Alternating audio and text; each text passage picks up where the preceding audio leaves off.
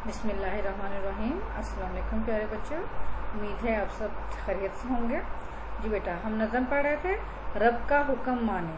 یہ حمد ہے، اور حمد کے بارے میں جیسے میں نے آپ کو بتایا تھا، ہم اس نظم کو کہتے ہیں جس میں اللہ تعالیٰ کی تعریف بیان کی جائے۔ صفحہ نمبر 1 کی پڑھائی ہم کر چکے ہیں، آج صفحہ نمبر 2 کی کریں گے، ٹھیک ہے۔ اس نے جہاں بنایا مالک ہے وہ جہاں کا، جہاں مطلب یہ پوری دنیا کو جہاں کا، ٹھیک ہے۔ اس نے جہاں بنایا مالک ہے وہ جہاں کا، مالک ہے اس زمیں کا، مالک ہے آسماں کا، مالک ہے اس زمیں کا، مالک ہے آسماں کا۔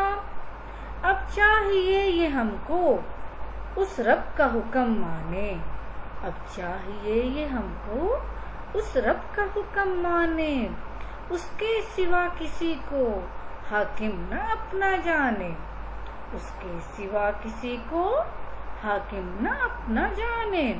دوبارہ سے دیکھیں گے۔ اس نے جہاں بنایا مالک ہے وہ جہاں کا، اس نے جہاں بنایا مالک ہے وہ جہاں کا، مالک ہے اس زمین کا، مالک ہے آسماں کا، مالک ہے اس زمین کا، مالک ہے آسماں کا۔ اب چاہیے یہ ہم کو اس رب کا حکم مانے، اب چاہیے یہ ہم کو اس رب کا حکم مانے، اس کے سوا کسی کو حاکم نہ اپنا جانے، اس کے سوا کسی کو حاکم نہ اپنا جانے۔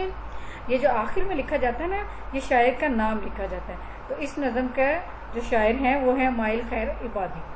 اب اس کے بعد بیٹا آپ لوگ صفحہ نمبر 5 پر آ جائیں گے۔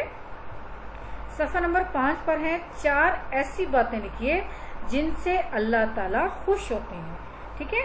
ان 4 کالموں میں آپ نے کوئی ایسی بات لکھنی ہے جن سے اللہ تعالیٰ خوش ہوتے ہیں۔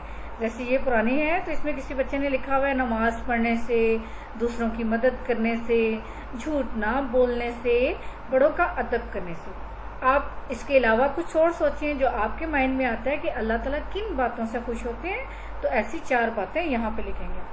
اگلا ہے 4 ایسی باتیں لکھیے اللہ تعالیٰ کو پسند نہیں، اب آپ بھی ان سے بچیں گے، ٹھیک ہے۔ آپ نے کوئی 4 ایسی باتیں لکھنی ہیں جو کہ اللہ کو پسند نہیں ہے، اور آپ نے کوشش کرنی ہے کہ آپ بھی بچیں گے، مطلب آپ بھی دوبارہ وہ نہیں کریں گے۔